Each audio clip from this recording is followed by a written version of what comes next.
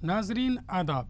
लीजिए, इंतज़ार की घड़ियों को ख़त्म करते हुए आप ही के चहीते इस प्रोग्राम बातें क़ानून की में आप तमाम का खैर मकदम है। मैं हूँ एतमाद, आपका मेज़बान। सबसे पहले जानते हैं आज का उन्वान। आज हम गुफ्तगू करेंगे पिछली बार की तरह हिंदू मैरिज एक्ट के तहत डिवोर्स यानी divorce under Hindu marriage act. इस पर हम पिछले हफ्ते भी गुफ्तगू कर चुके हैं। इस पर गुफ्तगू करने के लिए आज हमने स्टूडियो में फिर से एक बार जहमत दी है एक सीनियर और काबिल कानूनदां को, जो किसी तारुफ के मोहताज नहीं।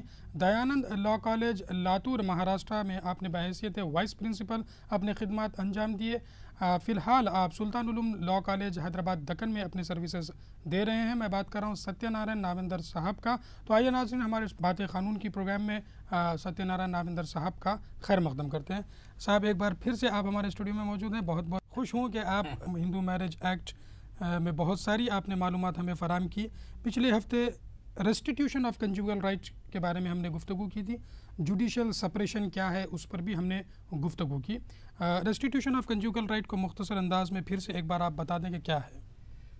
हिंदू मैरिज एक्ट 1955 में अगर दोनों स्पाउसेस पति पत्नी किसी तरह से अनबन होती है तो कई तरह की राहत दोनों को मिलती है। सो ये विवाह के बारे में कंडीशंस के अलावा राहत के बारे में भी सभी बातें विस्तार से बताई गई है, और जिसमें restitution of conjugal right section 9 में बताया गया है।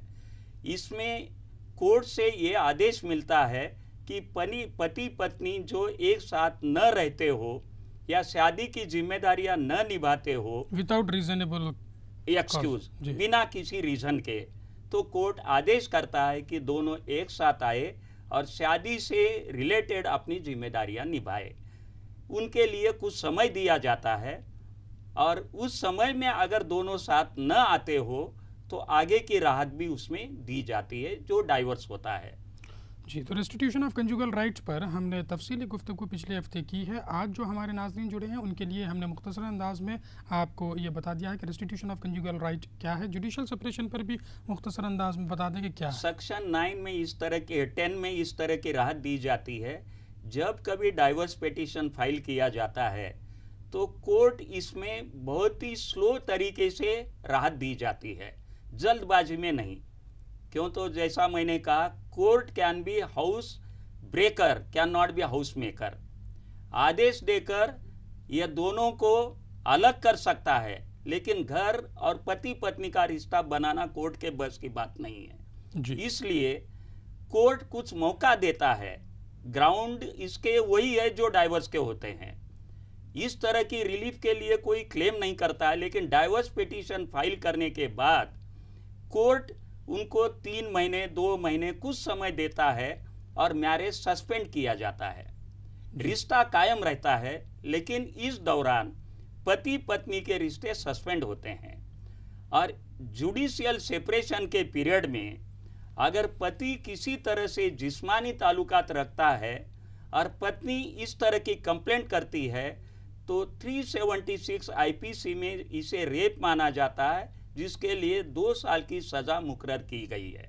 जी, ये तो एक अलग पहलू है कि इसको क्या कहा जाता है, लेकिन जुडिशल सेपरेशन का सबसे बेहतर जो इसमें तरीक़ा रखा गया है कि डिवोर्स पिटीशन फाइल करने के फ़ौरन बाद कोर्ट किसी किस्म की डिक्री पास नहीं करता। जुडिशल सेपरेशन का मौका दिया जाता है ताकि रिकन्सिलेशन का वहाँ पर आपको मौका मिल सके। इसी के बारे में जैसा कि मैंने पिछले बार भी आपको बताया था कि मुस्लिम पर्सनल लॉ में भी तलाक़ अहसन और तलाक़ हसन, इसमें इस किस्म की गुंजाइश दी गई है। एक मायनों में जुडिशल सेपरेशन ही कहा जा सकता है कि आप कुछ आपको टाइम मिलता है कि उसमें फिर आप इस चीज़ को सोचें, और अगर मिलना चाहे तो आप मिल सकते हैं। ये चीज़ तलाक़ुल बिद्दत में नहीं पाई जाती। डिवोर्स की क्या तारीफ बयान की गई है हिंदू मैरिज एक्ट में, इस पर आप तफसीली रोशनी डालें। हाँ, सेक्शन 13 सेक्शन, जिसमें कहीं ऐसे ग्राउंड्स दिए गए हैं जिस पर दोनों डाइवर्स पिटीशन फाइल कर सकते हैं। कुछ ग्राउंड्स ऐसे दिए गए जो सिर्फ पत्नी के लिए है जी। तो इस ग्राउंड पर पति या पत्नी डाइवर्स पिटीशन या तो डिस्ट्रिक्ट कोर्ट या फैमिली कोर्ट, जिनके जुरिडिक्शन में वे आते हैं, वहाँ फाइल किया जाता है, या दोनों जहाँ भी रहते हों।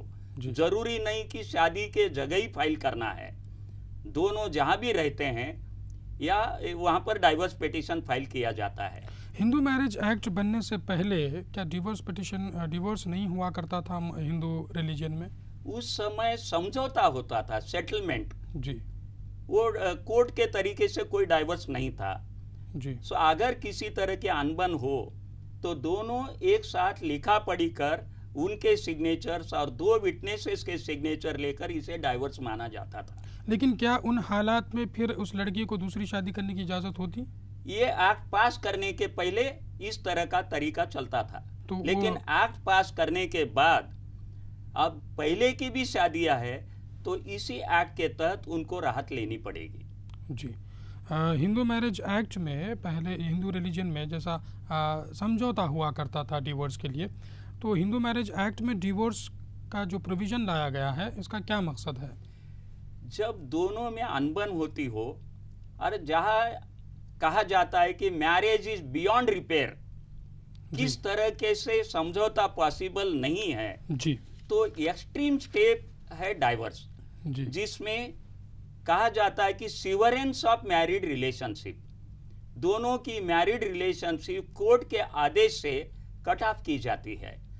सो डाइवोर्स होने के बाद दोनों पति पत्नी का जो भी रिश्ता है कोर्ट के आदेश से उसे समाप्त किया जाता है। जी। जो प्रोविज़न डिवोर्स का लाया गया है हिंदू मैरिज एक्ट में, मैंने भी कुछ सरसरी पढ़ा था तो उसमें ये देखा गया था कि जो शादियां फ्रॉड के ज़रिए की जाती हैं और अगर माइनर बच्चियों की शादी की जाती है तो बड़े होने के बाद वो डिवोर्स ले सकते हैं। इन हालात के लिए भी इस प्रोविज़न को रखा गया है, इसके बारे में मैंने पढ़ा था। तो सेक्शन 13 हिंदू मैरिज एक्ट 1955 में कई प्रकार के ग्राउंड बताए गए हैं जिसके लिए पिटीशन फाइल किया जाता है। आपने जो जिक्र किया वो 2 ग्राउंड भी उसमें इंक्लूड है जी, लेकिन कुछ दूसरे ग्राउंड भी मैं बताऊंगा। बिल्कुल, आ जाइए, आप ग्राउंड्स बताएं कि किन ग्राउंड्स पे पिटीशन फाइल किया जा सकता है डिवोर्स का। सो कुछ ग्राउंड दोनों के लिए कॉमन है, जैसे दोनों में कोई भी धर्म परिवर्तन करता हो जी, तो इसके लिए डाइवोर्स पिटीशन दूसरे स्पाउस फाइल कर सकते हैं। कन्वर्जन ऑफ रिलीजन, जैसा मुस्लिम क्रिश्चियन अगर हस्बैंड बनता है, वाइफ बनती है तो ये एक ग्राउंड है। बाकी के ग्राउंड का जिक्र मैं करूंगा। अगर दोनों में कोई भी स्पाउस 7 साल के लिए डिजापियर होता हो, गायब होते हो, कहाँ है मालूमात न हो, तो ये भी डाइवोर्स का आधार बनता है जी। फिर अगर 2 साल तक पति पत्नी को बुनियादी जरूरतें न देता हो, खाना, कपड़ा, रहने का, मेडिसिन, जो भी जरूरतें हैं, तो वो भी 2 साल या ज़्यादा पीरियड, वो भी ग्राउंड बनता है। अगर पति पागल हो, शुरू में ही हो, तो मैरिज को वाइडेबल माना जाता है, ये प्रूव किया जाता है, उसके लिए डाइवोर्स लेने की जरूरत नहीं।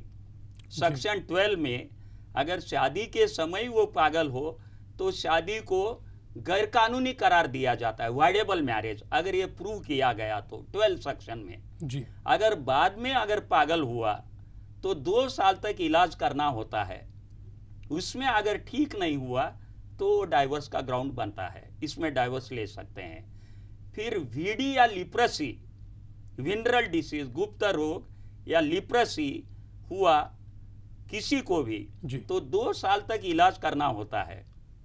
वेनेरियल दो डिसीज यानी सेक्सुअल डिसीज भी हाँ, हो पूरे सकते हैं डिसीजेस आते हैं उसमें जी। तो 2 साल तक इलाज के बाद अगर ठीक न हुआ तो ये भी डाइवोर्स का ग्राउंड बनता है। इसके अलावा क्रूएल्टी, ये दोनों के लिए भी है जी। अगर क्रूरता हो, इसमें बहुत ही विस्तार पूर्वक कोर्ट के फैसले हैं, मेंटल क्रूएल्टी, फिजिकल क्रूएल्टी पे माजरत खाई से मैं आपको रोकना चाहूँ, क्रूएल्टी पे जाने से पहले ये तो हो गए कॉमन ग्राउंड्स, आप ये बता दें कि खवातीन के लिए किस किस्म के ग्राउंड्स रखे गए हैं हिंदू लॉ में? 4 ग्राउंड पत्नी के लिए एक्सक्लूसिव बताए गए हैं, यानी जिसमें डाइवोर्स ले सकती है जी। एक है अगर पति नामर्द हो तो इम्पोर्टेंसी जी, इस ग्राउंड पर वो डाइवोर्स ले सकती है या मैरिज को वाइडेबल करार करने के लिए पिटीशन फाइल कर सकती है। अगर at the time of marriage ही वो इम्पोर्टेंट था तो इन हालात में वो वाइडेबल मैरिज वाइडेबल के लिए सेक्शन 12 में डिक्लेरेटरी सूट फाइल कर सकती है कि इस मैरिज को गैर कानूनी डिक्लेयर करो, इस तरह का आदेश कोर्ट दे सकता है जी। दूसरा है अगर हस्बैंड दूसरी शादी करता हो, बाइगेमी, तो पत्नी को अधिकार आता है कि इस ग्राउंड पर वह डाइवोर्स पिटीशन फाइल कर सकती है। तीसरा ग्राउंड उसमें आता है, अगर पति धर्म परिवर्तन करता हो जी, तो उसमें भी वह डाइवोर्स पिटीशन फाइल कर सकती है।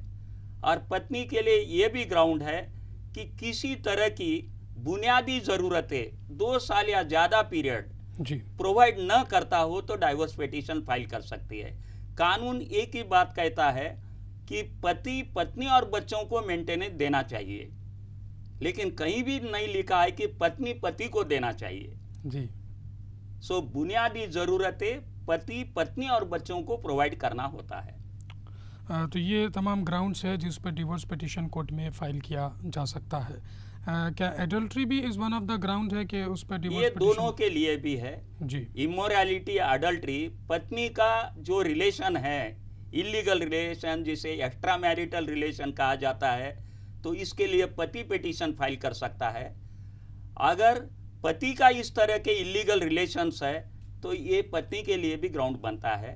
तो इमोरलिटी या अडल्ट्री, ये दोनों भी ग्राउंड दोनों के लिए भी है। अडल्ट्री पत्नी के लिए एप्लीकेबल है और इमोरलिटी हस्बैंड करता है तो उसके लिए भी वो ग्राउंड बनता है। जी। बाइगमी का भी आपने बता दिया कि bigamy is also one of the ground to take divorce. Divorce का ग्राउंड भी बनता है, इसके लिए क्रिमिनल केस भी बनता है।